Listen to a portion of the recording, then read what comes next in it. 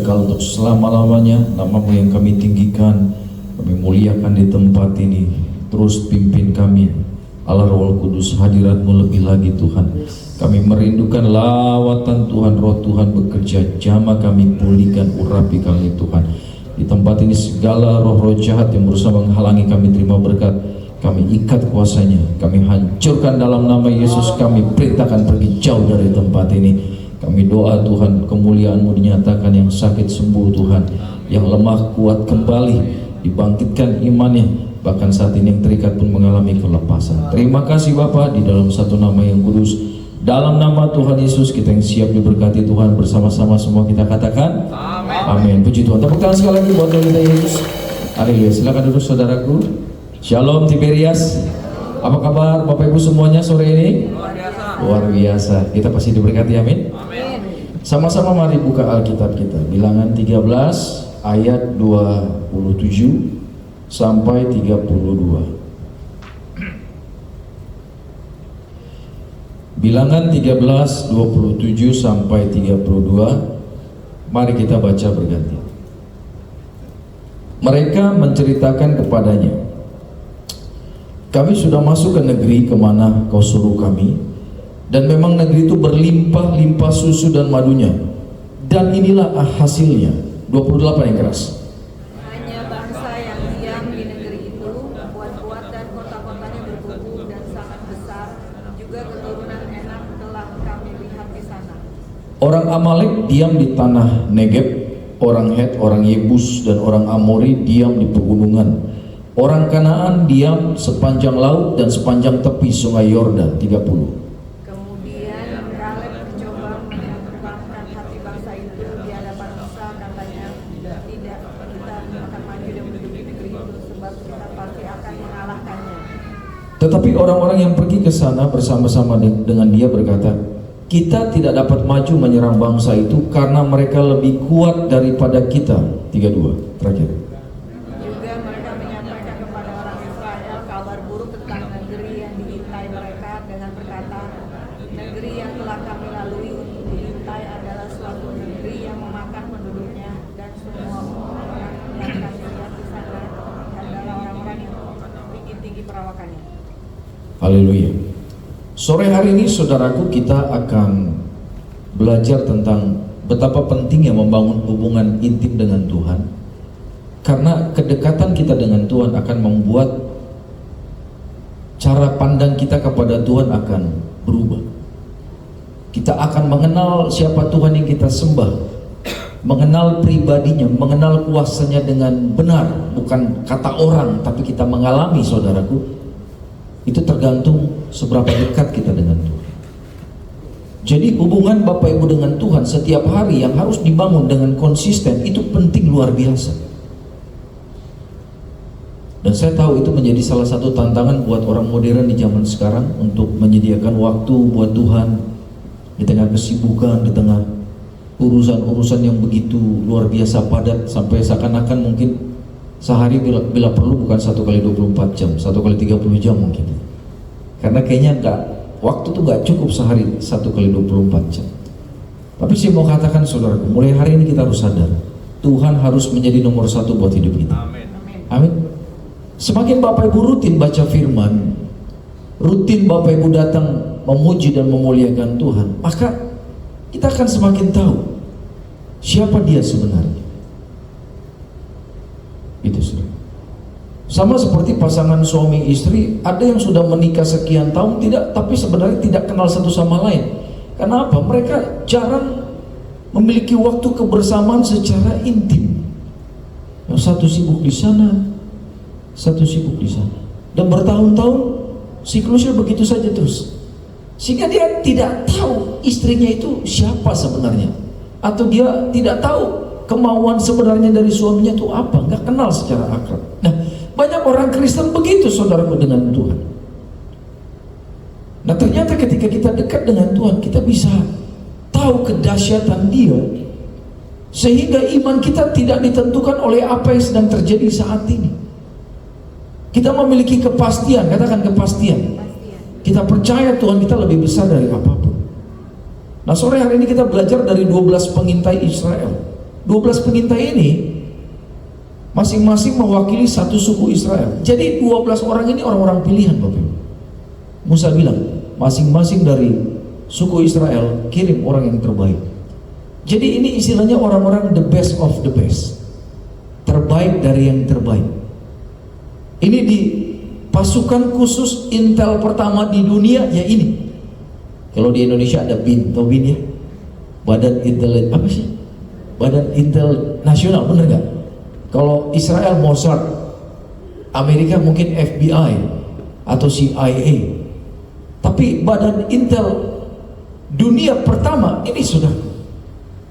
Mereka dipilih oleh Musa 12 orang. Tujuannya untuk mengintai, katakan mengintai. Apa yang mereka intai? Tanah Kanaan. Dulu saya berpikir, Tuhan kenapa sih harus diintai? Kan Tuhan sudah janji tanah Kanaan ini akan menjadi milik orang Israel, benar gak? Kenapa harus susah-susah mengintai? Ya tinggal masuk aja, kan Tuhan janji tanah itu akan menjadi milik hak warisan dari orang Israel. Karena ini janji dari Tuhan. Tadinya saya berpikir masuk tanah Kanaan tinggal, hello kami, we are coming, tolong orang-orang Kanan minggir ya, kami mau masuk. Ini tanah ini punya kami, Tuhan yang bilang. Ternyata nggak gitu, saudara. Ketika orang Israel mau masuk tanah Kanaan, yang Tuhan katakan itu punya kalian, ternyata di dalam Kanaan itu banyak bangsa-bangsa yang jago berperang, bangsa-bangsa yang tentaranya itu bukan orang biasa, tapi Alkitab bilang raksasa-raksasa, kaum-kaumnya Goliat yang tingginya bisa 3 meter. Itu saudaraku. Otomatis walaupun itu sudah janji Tuhan, orang Israel tetap harus melakukan peperangan.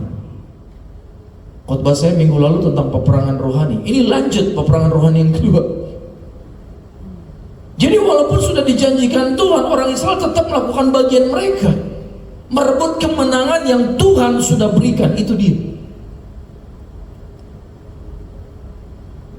Sama seperti di dalam Tuhan, percayalah, oleh bilur-bilurnya sakit penyakit kita sudah sembuh. Bilang amin Bapak Ibu. Amin. Oleh bilur-bilur Yesus sakit penyakit kita sembuh. Nah untuk Bapak Ibu meraih kesembuhan itu kan Bapak Ibu harus berjuang, benar gak? Musuh kita siapa? Setan. Setan akan selalu berbisik dan menyerang kita. Gak mungkin sembuh, ayo lu gak mungkin sembuh. Lihat kondisimu makin parah.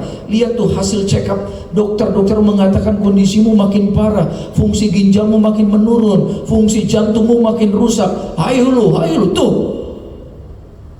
Bukan artinya Tuhan janjikan oleh bilur-bilurnya langsung sembuh, langsung yang sakit langsung sembuh. No, tetap kita harus peperangan rohani. Siapa yang kita lawan? Setan yang mana? Yang berusaha mengintimidasi, membuat kita gagal untuk meraih janji kesembuhan di dalam Kristus. Makanya saya selalu lihat orang yang terima mujizat kesembuhan dari Tuhan, pasti dia sudah peperangan rohani dulu. Pasti karena dia sudah berdoa bertalu-talu, bila perlu puasa, bila perlu dia selalu minta sama Tuhan, altar call apapun segala macam, dilayani dulu, dibereskan masa lalunya dulu. Itu saudara. Jadi peperangan rohani ini kenapa harus kita bahas? Karena ini sebenarnya terjadi setiap hari dalam kehidupan kita semua. Dan musuh kita, masalahnya dia lihat kita nggak lihat dia, saudara. Ngeri ya? Roh jahat lihat Bapak Ibu dan saya loh. Apapun yang kita lakukan dia tahu, saudara. Tapi masalahnya kita nggak bisa lihat dia. Itulah sebabnya Bapak Ibu harus dalam keadaan standby, siap, berjaga-jaga. Nah, ketika kita melihat 12 orang ini, 12 pengintai ini, saudaraku, mereka adalah orang-orang yang sama-sama pernah menikmati mujizat Tuhan di padang gurun. Ketika di padang gurun, 12 orang ini sama-sama pernah melihat yang namanya tiang awan dan tiang api, betul tidak? Dan selama 40 tahun mereka di padang gurun itu terima makanan dari Tuhan, dari surga turun, sehingga mereka makan dan kenyang. Sehingga Alkitab bilang, selama di padang gurun, karena makanan mereka makanan dari surga, itu tidak ada efek samping. Tidak ada orang Israel yang mati karena kanker, karena sakit jantung bocor, ginjal rusak, nggak ada, saudara. Mereka sehat sempurna di padang gurun. Walaupun pada akhirnya banyak yang mati, karena apa? Karena dosa-dosa mereka. Tapi pada kenyataannya 12 orang ini sama-sama pernah melihat mujizat Tuhan. Tapi ternyata gini, walaupun banyak melihat mujizat, tidak menjamin orang itu mengenal Tuhan dengan benar. Sekali lagi, melihat banyak mujizat dalam hidup kita di mana Tuhan tolong, tidak menjamin kita kenal siapa Tuhan. Karena itu jangan hanya kejar cari mujizat kalau ke gereja. Sekali lagi, jangan hanya cari mujizat kalau ke gereja. Saya tidak anti mujizat, justru saya rindu dimanapun saya melayani selalu ada mujizat Tuhan. Katakan amin. Orang terikat dilepaskan, orang sakit sembuh, orang lemah dikuatkan. Oh, saya sangat rindu di mana saya pelayanan terjadi terobosan, terjadi mujizat-mujizat Tuhan. Tapi saya mau katakan, jangan itu yang menjadi fokus utama Bapak Ibu datang ke gereja. Cari apa yang ada di tangannya Tuhan. Kecenderungan orang Kristen begitu dapat apa yang dari tangan Tuhan, contoh dia minta kesembuhan, Tuhan sembuhkan, begitu sembuh lihat hilang dari gereja. Dia minta pemulihan ekonomi, minta berkat, begitu diberkati Tuhan, dia dapat berkat dari tangan Tuhan, begitu dapat hilang dari gereja. Minta jodoh dari Tuhan, begitu dapat pasangan hidup dari Tuhan, begitu menikah hilang dari gereja. Datang sama Tuhan, cari apa menjadi isi hatinya Tuhan. Amin, saudara. Amin. Kalau kau dapat isi hatinya Tuhan, semua yang di tangannya akan Dia berikan kepada kita. Amin. Saya dapat ilustrasikan begini, kalau ada seorang bapak pulang dari tugas luar kota atau luar negeri, bawa hadiah banyak buat anaknya, begitu sampai di rumah anak-anaknya menyambut dan mengambil hadiahnya masing-masing. Setelah dapat hadiahnya masing-masing, masing-masing masuk ke kamarnya mereka sendiri-sendiri. Bapaknya ditinggalin di ruang tamu. Sedih gak kira-kira? Waduh, anak saya ternyata lebih suka hadiahnya daripada bapaknya. Tapi saya pernah lihat video di Instagram, saudaraku, ini kisah nyata menurut saya. Bapaknya pulang tugas, seorang tentara Amerika, pulang tugas 1 tahun menjadi tentara keamanan di sebuah negara. Begitu pulang bawa hadiah, anaknya kaget, anaknya terima kadonya, tapi dia taruh kadonya ke bawah, dia peluk bapaknya. Buat dia nggak peduli dengan kado itu, yang penting bapaknya pulang. Oh, saya percaya bapaknya bangga banget kalau punya anak seperti itu, saudara. Sama dengan Tuhan. Bapak Ibu datang ke gereja ini, apa motivasinya? Saya nggak tahu motivasi Bapak Ibu. Tapi yang pasti Tuhan tahu apa menjadi tujuan kita. Katakan amin. Amin. Dan biarlah tujuan kita semua di tempat ini satu, yaitu apa? Kita rindu untuk menyenangkan hati Tuhan. Ya bilang amin, tepuk tangan dulu yang meriah buat Tuhan Yesus. Haleluya. Biasakan itu, saudaraku. Ketika Bapak Ibu kerinduannya setiap hari hanya untuk menyenangkan hati Tuhan, maka mujizat akan menjadi hal yang biasa karena terjadi setiap hari dalam kehidupan kita. Amin. Ya. Jadi 12 orang ini Bapak Ibu, ketika masuk tanah Kanaan, itu mereka berada 40 hari di tanah Kanaan. Bayangkan, ini intel luar biasa loh. Kemampuan mereka menjadi intel, menjadi spy, menjadi mata-mata, ini diacungkan jempol. Karena apa? Di bangsa Kanaan 12 orang tapi tidak ada yang ketahuan. Ini strateginya luar biasa.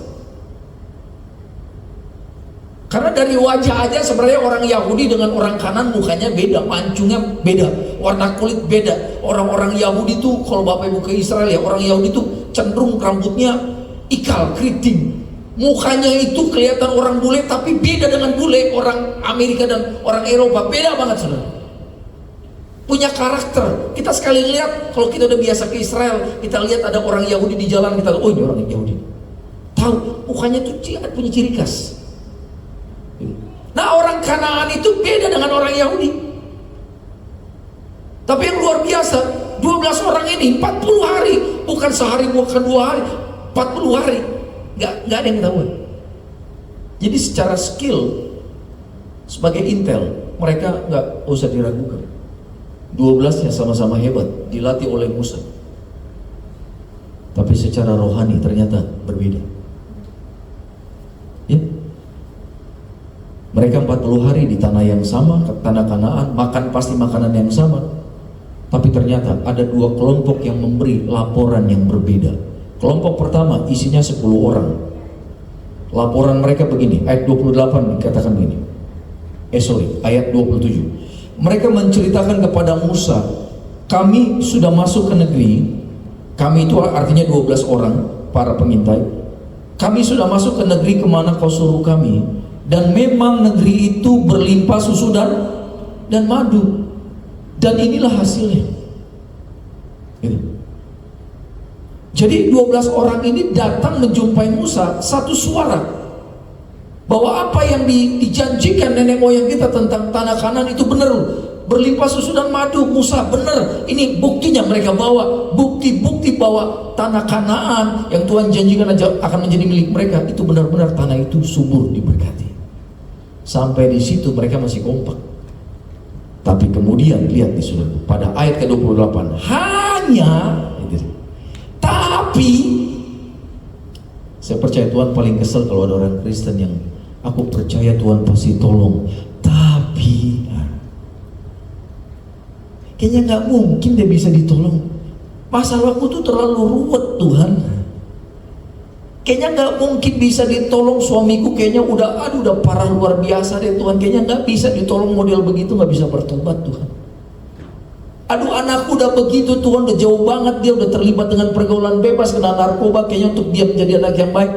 Aduh, aku percaya sih Tuhan bisa, tapi kayaknya kalau untuk anakku ini special case, susah Tuhan. Seringkali kita bersikap seperti itu.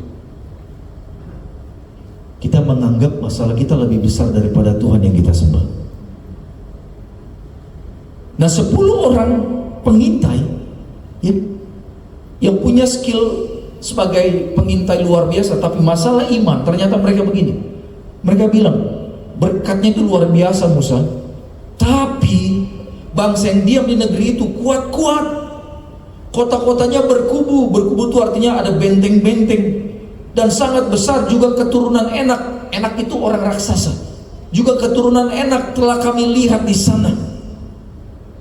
Bahkan pada ayat yang ke-31 dikatakan,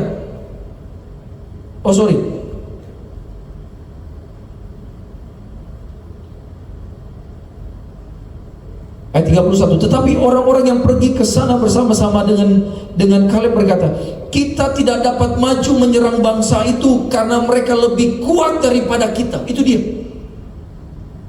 Bahkan 32, juga mereka menyampaikan kepada orang Israel kabar busuk tentang negeri yang diintai mereka dengan berkata, negeri yang telah kami lalui untuk diintai adalah suatu negeri yang memakan penduduknya. Wah, ngeri banget ya kan? Dan semua orang yang kami lihat di sana adalah orang-orang yang tinggi-tinggi perawakannya, raksasa. Makan orang, bukan makan nasi.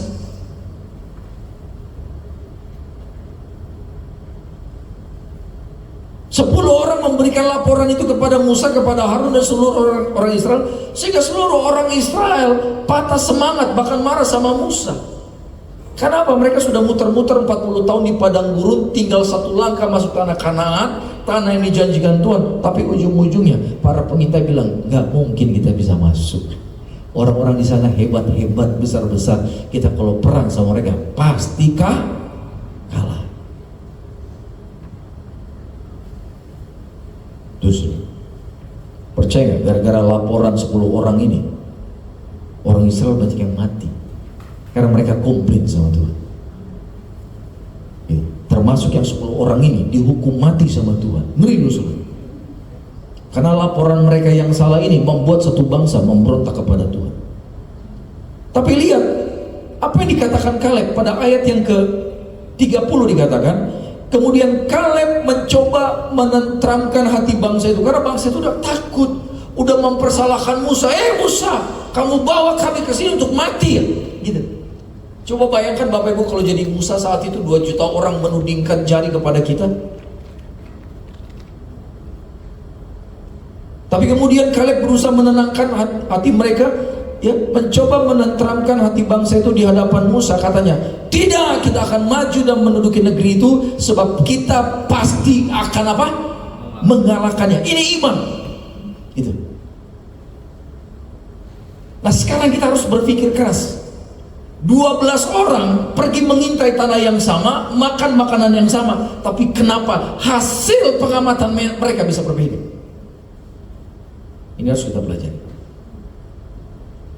Ternyata yang 10 orang itu menjadi pengintai, mengandalkan kekuatan mata jasmani, sementara Yosua dengan Kaleb mengintai, mengandalkan kekuatan mata rohani.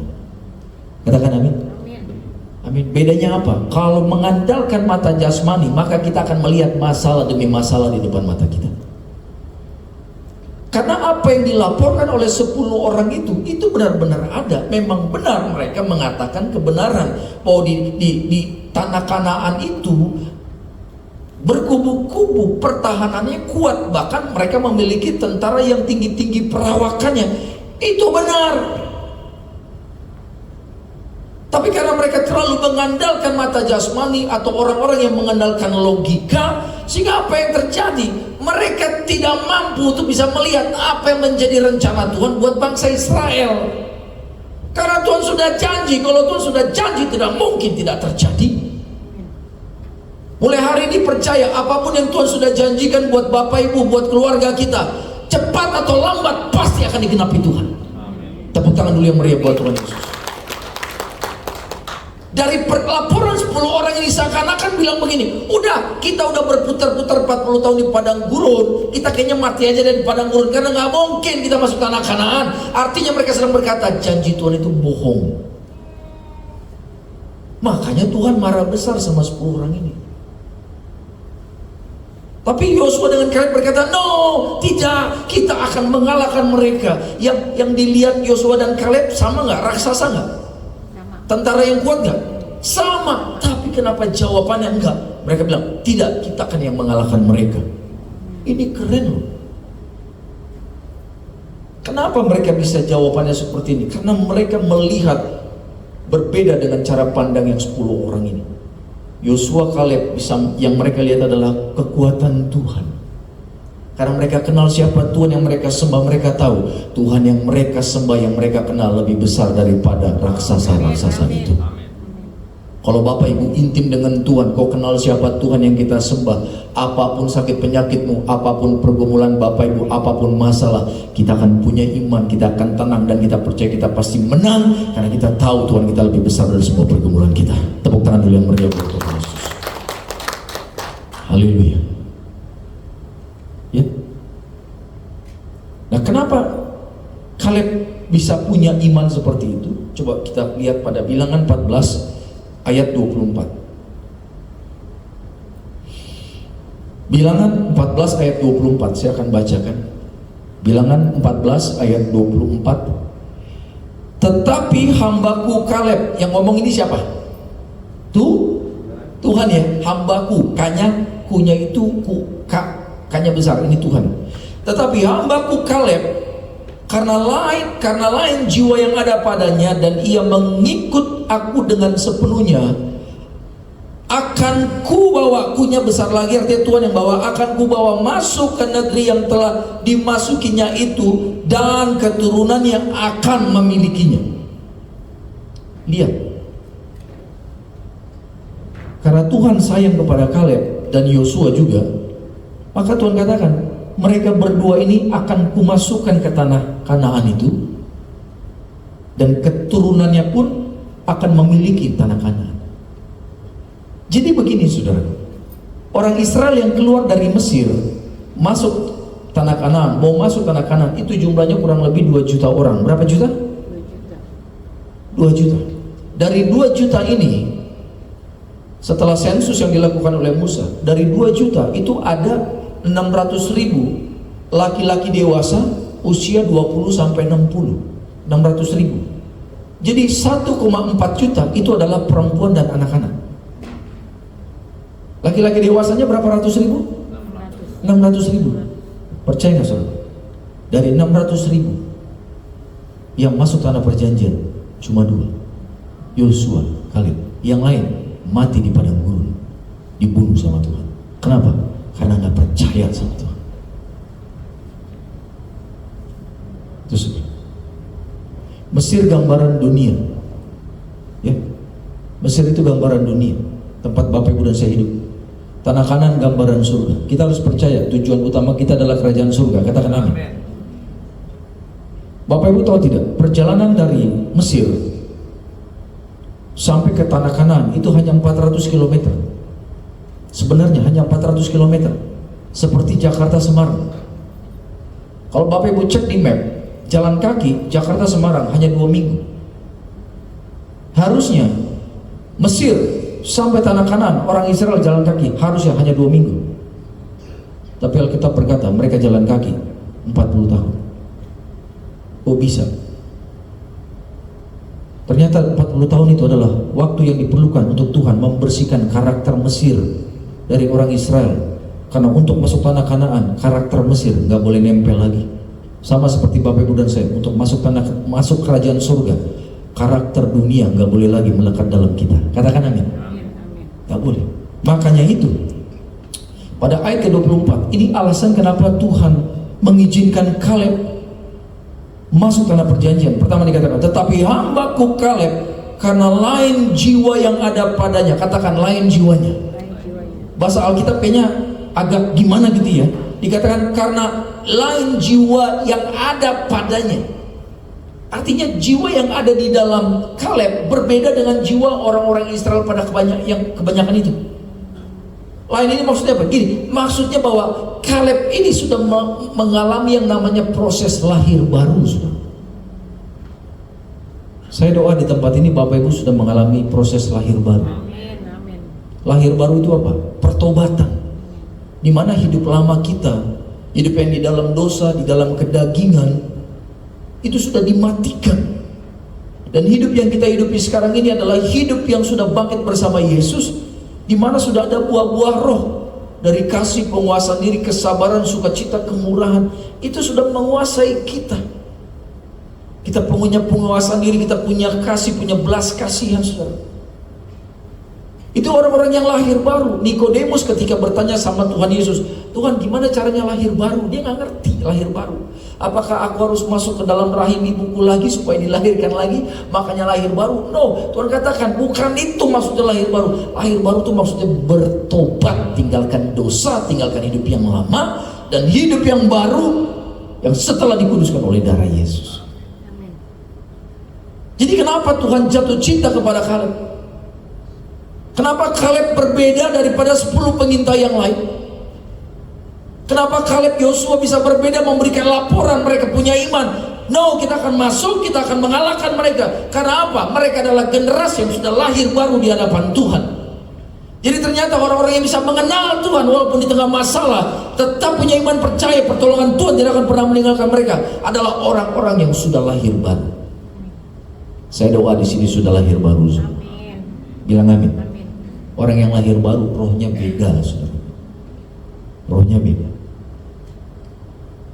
Dan bukan hanya lahir baru, dikatakan karena lain jiwa yang ada padanya dan ia mengikut aku dengan sepenuhnya. Tuh, ternyata kenapa Kaleb begitu luar biasa mantap, punya pendirian yang teguh. Tuhan pasti akan bawa kita masuk. Kenapa? Dia orang yang taat sama Tuhan. Cek Bapak Ibu, apakah akhir-akhir ini kita taat sama perintah Tuhan? Atau kita hanya mengikuti keinginan kita sendiri? Jadi ketaatan itu penting. Apalagi ketika kita dituntut ketaatan di mana orang tidak ada yang melihat apa yang kita lakukan. Tapi Tuhan mencatat semua ketaatan kita. Ya.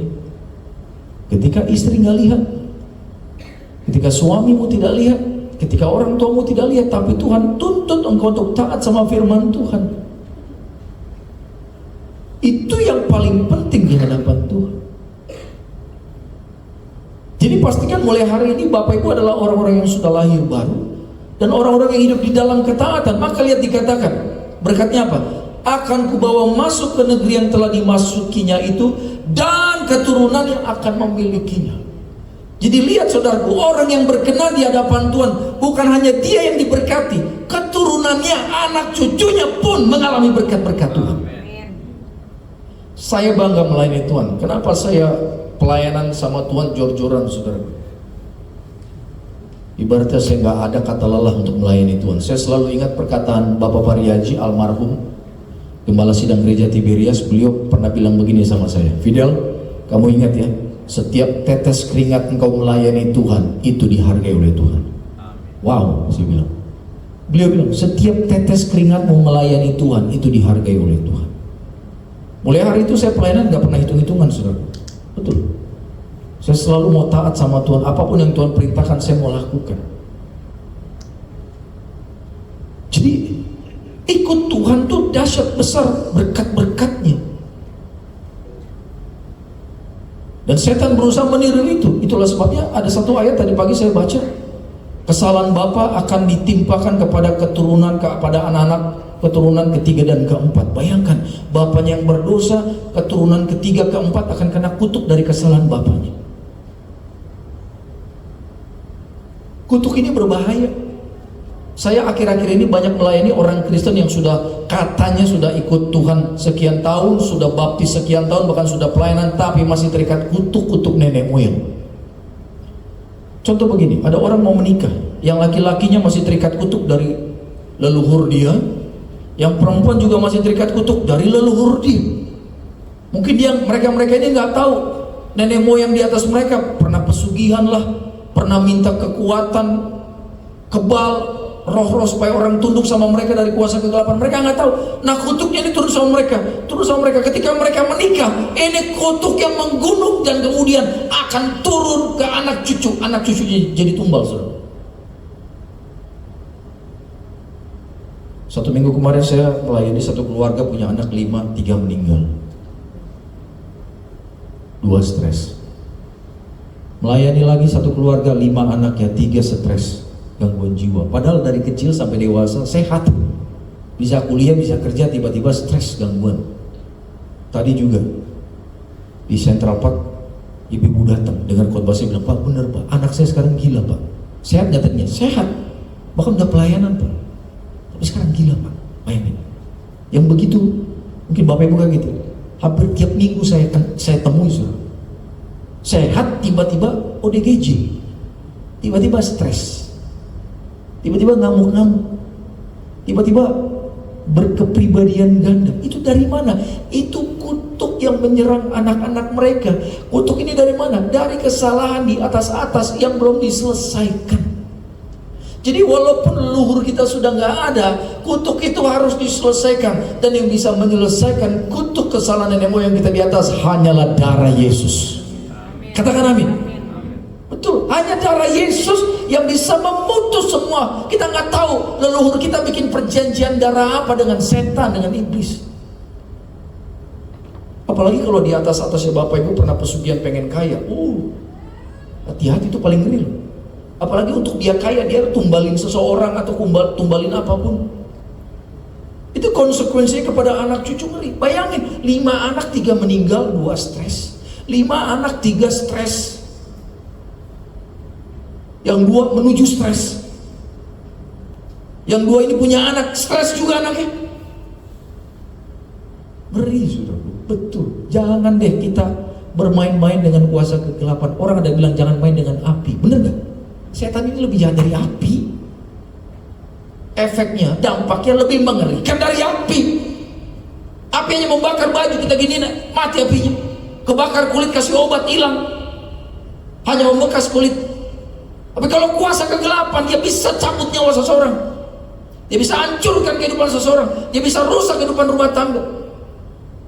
Makanya kalau ada orang mau menikah, minta saya pemberkatan, saya bilang pastikan kalian berdua konseling pernikahan. Apa? Pelepasan. Lepas dulu dari kutuk-kutuk nenek moyang, supaya kalau ini udah bersih, menikah, enak. Menjalaninya pun ringan. Untuk melihat rencana Tuhan itu mudah. Nggak ada celah di mana setan bisa menyerang kiri kanan, nggak ada. Kenapa? Semua sudah selesai. Masalahnya kenapa setan sering menyerang kehidupan kita? Karena banyak celah yang belum ditutup. Dan celah itu karena dosa biasanya. Dan dosa bukan hanya kita yang melakukan, nenek moyang kita yang melakukan.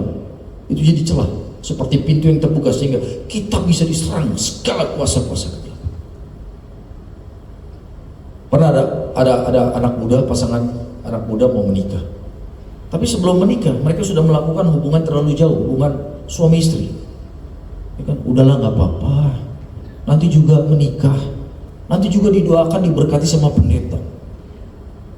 Jadi walaupun melakukan hubungan seks sebelum nikah nggak apa-apalah. Awalnya saudaraku, ketika pacaran, bawaannya mau ketemuan terus. Maaf ya, mau ketemuan, mau melakukan itu terus. Pengen terus. Kemana-mana ingat dia, kemana-mana ingat dia. Sampai ada lagu dulu, aku mau makan, ingat kamu. Aku mau tidur. Yang tahu lagu ini ketahuan umurnya berapa saudara? Ini lagu jadul banget. Tapi setelah menikah mereka bilang, Pak, setelah menikah saya ilfil sama pasangan saya. Setelah menikah kok saya rasanya memandang dia kayaknya rendah. Tuh, setan nyerang pernikahan. Karena kalau sudah melakukan perzinahan, percabulan sebelum diberkati, itu roh zina, roh cabul, roh kenajisan, roh kecemaran udah masuk dalam pernikahan mereka. Walaupun nanti akhirnya diberkati oleh pendeta, tapi mereka sudah ada kutuk yang mengikat keluarga itu. Makanya saya berdoa di tempat ini, kalau ada anak muda yang belum menikah, jaga kekudusan, engkau pasti diberkati Tuhan. Bilang amin, teman muda.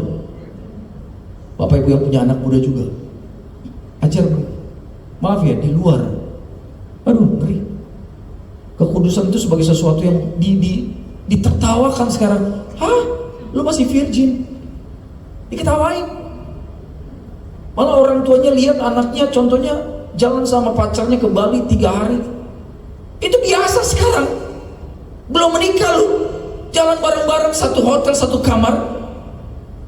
Ini yang ditunjukkan di sosial media begitu saudaraku. Artis-artis begitu sehingga apa? Roh itu transfer kepada anak-anak muda zaman sekarang.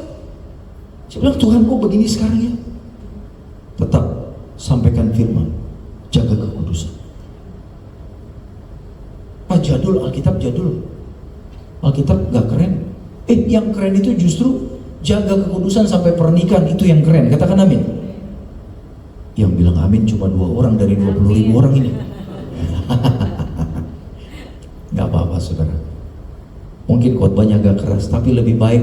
Dulu ketika saya jadi jemaat, saya lebih baik dengar khotbah yang keras, karena saya tahu tujuannya yang keras itu supaya kita ke surga saudara. Amin. Daripada yang lembek-lembek, ujung-ujung kita gak tahu mana yang benar, mana yang salah. Betul. Kenapa ini harus disampaikan? Supaya jemaat Tuhan tahu standar kekudusan Tuhan itu tinggi. Gak bisa kita turunin. Tuhan tolong dong turunkan standar kekudusanmu. Terlalu tinggi Tuhan, kami kan masih manusia. Ya Tuhan ngertilah. No, gak bisa. Tuhan sudah kasih Roh Kudus buat Bapak Ibu dan saya. Roh Kudus ini akan menolong kita untuk hidup dalam kekudusan. Betul. Kecuali nggak ada Roh Kudus ya, Tuhan Yesus di surga, di bumi nggak ada Roh Kudus, oke lah, Tuhan pasti akan mengerti. Tapi karena Roh Kudus sudah dicurahkan, ada dalam hidup kita, Roh Kudus ini akan menolong kita untuk suci kudus, saudara. Jadi kenapa nih pasangan suami istri yang ketika masih pacaran kayaknya maunya ketemu, terus begitu menikah ilfil sama pasangannya? Karena setan sudah memperdaya mereka. Kebanyakan setan kalau menggoda kita dosa gini, udah ambil aja nggak apa-apa, udah lakukan, gak ada yang lihat, nikmat lagi dosa itu, udah nggak apa-apa.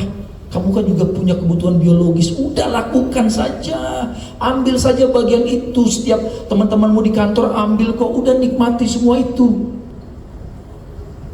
Begitu kau ambil, begitu kau lakukan dosa itu, setan begini, nah, I got you.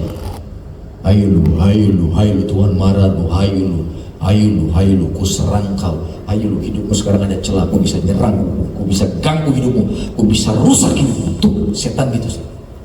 Karena itu ketika dia datang dengan bisikan yang lembut seakan-akan dosa itu, that's okay. Di situ kesempatan kita tolak dia dalam nama Yesus. Amin. Jangan terperdaya, iya ya benar ya, enak ya, aduh iya benar ya, nggak apa-apa ya. Jangan. Justru saat bisikannya masih lembut, kau tolak dalam nama Yesus. Dia akan pergi. Tuhan katakan, tunduklah kepada Tuhan, lawanlah iblis, maka ia akan lari daripada.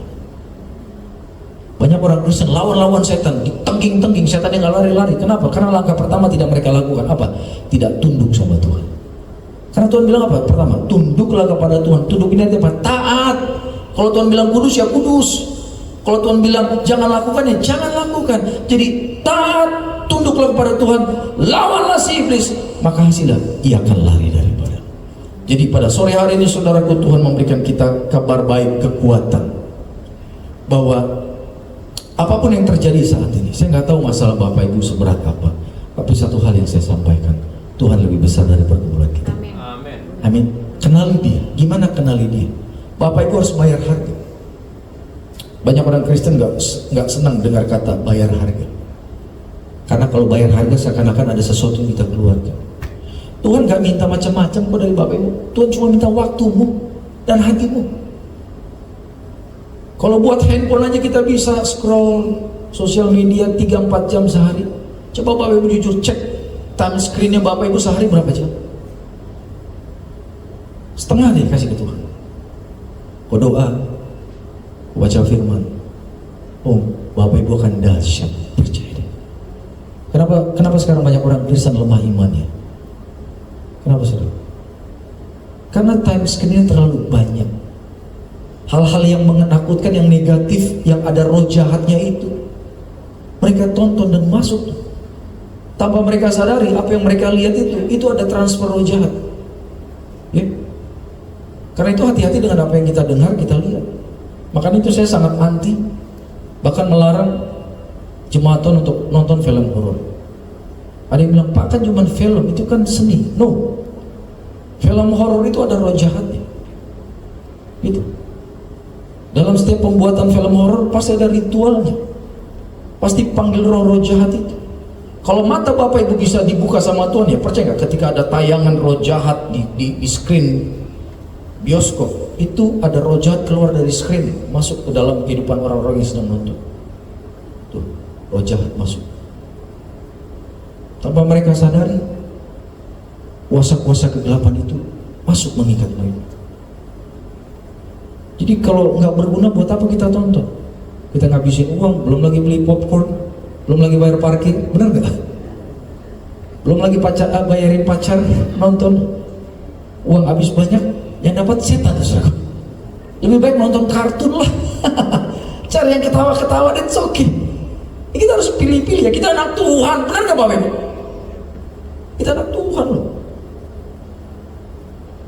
Kira-kira kalau kita Bapak Ibu di pinggir jalan ada makanan gratis tapi di situ tikus lewat-lewat, ada banyak lalat, mau makan nggak? Ya lu mau makan nggak? Nggak mau. Oh di rumah saya masakan istri, masakan mama saya lebih sehat daripada itu. Kita nggak akan makan itu. Nah sama secara roh juga. Kalau kita udah tahu di situ kotor filmnya, ada roh jahat, ya ngapain kita konsumsi saudaraku? Kita makan, masukkan, kemudian membuat negatif kehidupan kita. Jadi mulai hari ini Bapak Ibu terus andalkan Tuhan, percaya penyertaan Tuhan, maka kita akan menjadi orang-orang yang berkarakter seperti Yosua dan Kaleb. Katakan amin. Pastikan kita sudah lahir baru, pastikan kita taat sepenuhnya kepada Tuhan, maka lihat bukan hanya kita yang diberkati, keturunan kita, anak cucu kita masuk dalam program-program berkatnya Tuhan. Tepuk tangan yang meriah buat Tuhan Yesus. Terima kasih Tuhan, di sore hari ini kami merasakan hadirat-Mu, kasih-Mu Bapa yang baik atas kami semua di tempat ini. Ajar kami mengerti firman ini dengan baik, bahkan pulang menjadi pelaku firman. Kami akan membawa persembahan kami, ajar kami semua membawa yang terbaik bagi Tuhan, membawa dengan ucapan syukur. Di dalam nama Tuhan Yesus, Bapak Ibu yang siap memberkati pelayanan Gereja Tiberias, mari semua bersama-sama kita katakan amin. Haleluya, puji nama Tuhan. Kita berikan tepuk tangan yang paling meriah buat Tuhan Yesus Kristus. Setiap kita telah diberkati melalui kebenaran firman Tuhan yang disampaikan hambanya yang terkasih Pendeta Filipus Bidil Raymond. Kita percaya terlalu yakin setiap benih firman Tuhan boleh bertumbuh berakar kuat dalam kehidupan kita. Nama Tuhan Yesus yang dipermuliakan. Tiba saatnya kita memberkati pekerjaan Tuhan di tempat ini. Silakan sahabat kolektor untuk boleh menjalankan persembahan. Selamat memberi dengan sukacita.